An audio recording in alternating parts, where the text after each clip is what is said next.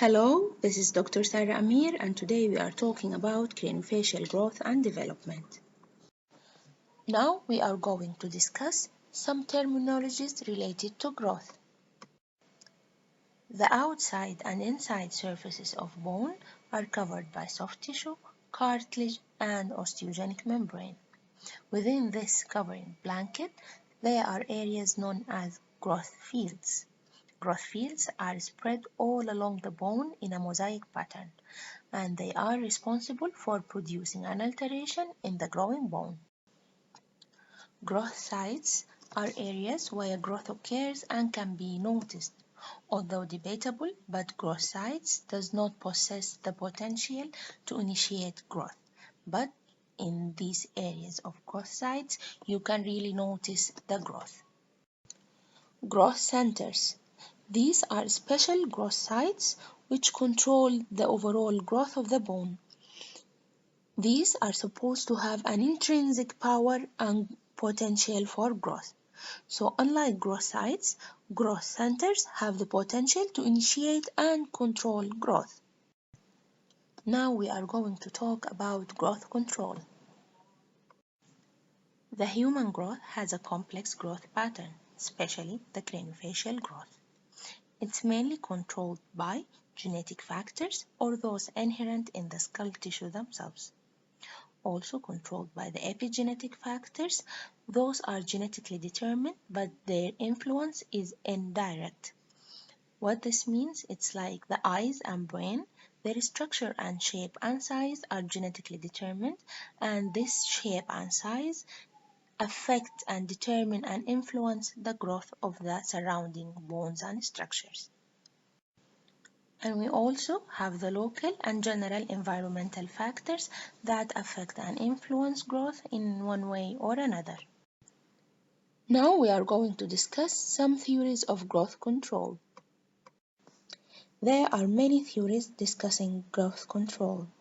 The major theories explaining growth are genetic theory, remodeling theory, suture theory, cartilaginous theory, functional matrix theory, and servosystem theory. Genetic theory. This is one of the earliest theories put forward. This theory states that all growth is pre-planned and controlled by genetic influence. The remodeling theory suggests that all of craniofacial growth occurs exclusively by bone remodeling. Bone remodeling means selective addition and resorption of bone from its surfaces. This means growth occurs by resorption of bone at one surface of bone and deposition on the another surface.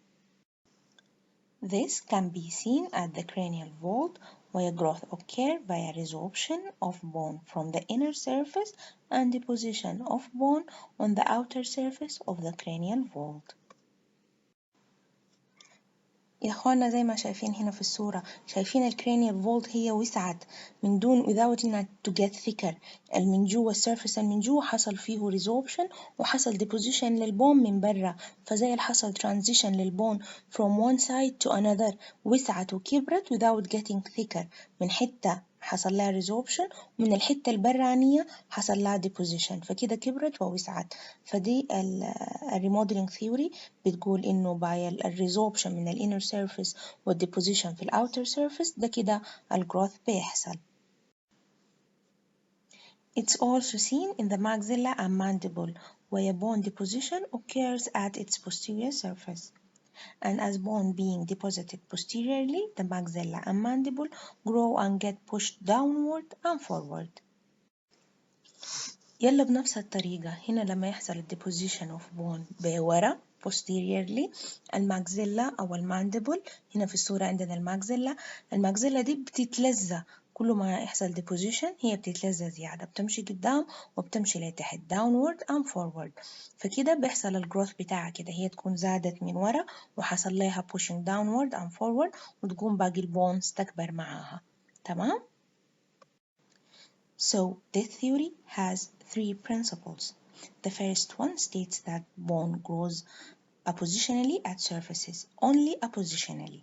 and sutures and cartilages of the craniofacial skeleton have little or not at all, no role at all in the growth of the craniofacial skeleton. There is also what's known as the Hunterian growth, and this is what we have talked about in the growth of the jaws, which is characterized by deposition of bone at the posterior surface of the maxilla and mandible.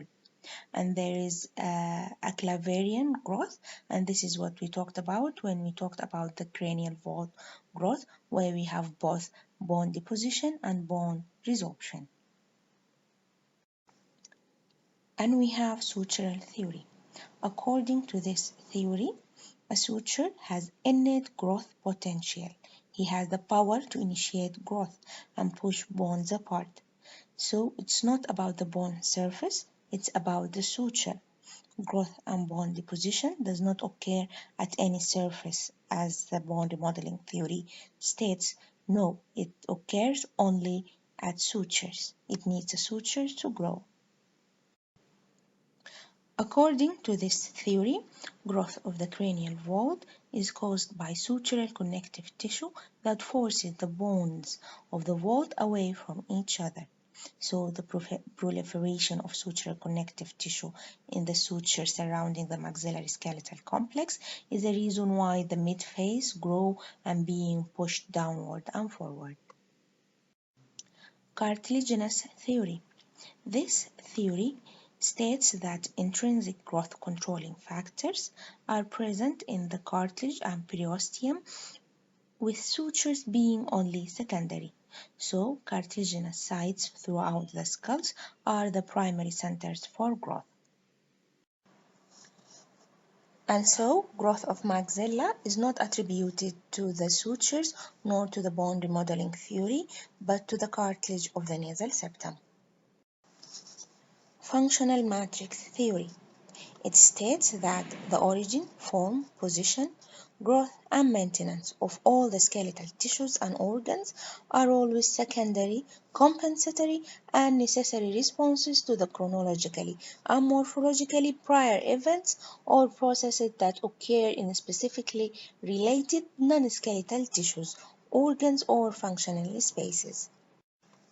According to this theory, the craniofacial skeleton grows in direct response to its extrinsic epigenetic environment.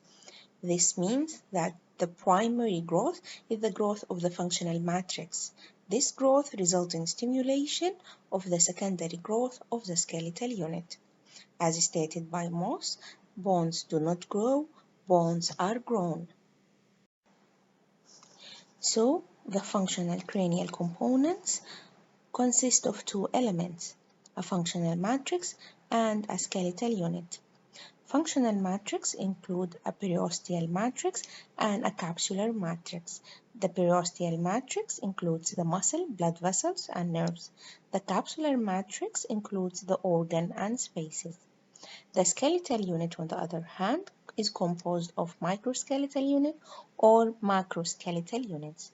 The microskeletal units are the tuberosities, the process or ridges, and the macroskeletal units includes the neurocranium, maxillomandibular complex. So, skeletal growth follows and corresponds to the matrix growth. Here in this table, we can see the matrix and its corresponding skeletal unit. For example, the alveolar bone as a skeletal unit grows in response to its matrix, which is the teeth.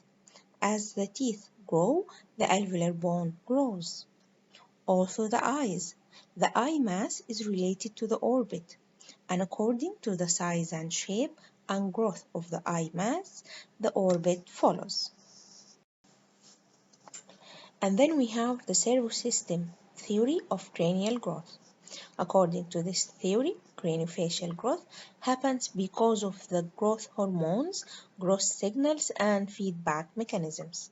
It states that occlusion provides a constantly changing input which influences the growth of the midface and anterior cranial base.